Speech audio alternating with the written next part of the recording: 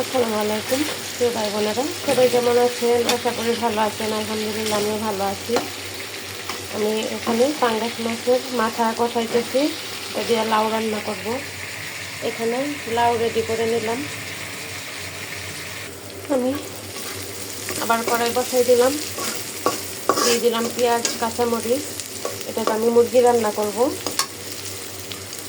দিয়ে দিলাম এলাচ দারুচিনি রসুন বাটা, আদা বাটা,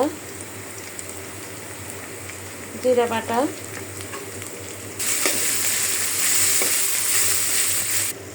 দিয়ে দিলাম হলুদের গুঁড়া, দিয়ে দিলাম মরিচ,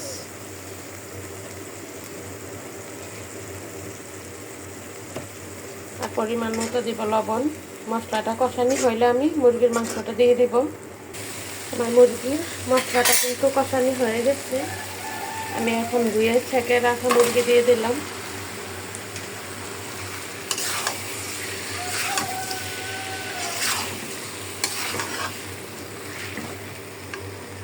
এখানে আমার লাউ আর মাছ কিন্তু কষানি হয়ে গেছে। আমি এটা প্রেসার কুকারে নিয়ে আসছি। এখন লাউ দিয়ে দিব।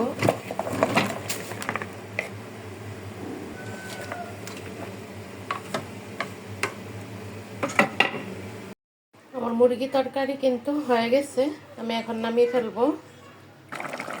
লাউ তরকারিটাও হয়ে গেছে। আমার রান্না কিন্তু হয়ে গেছে।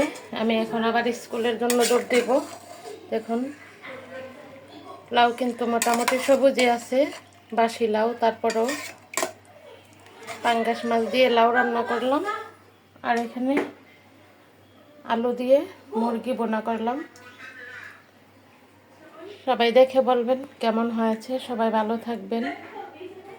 আসসালামু আলাইকুম।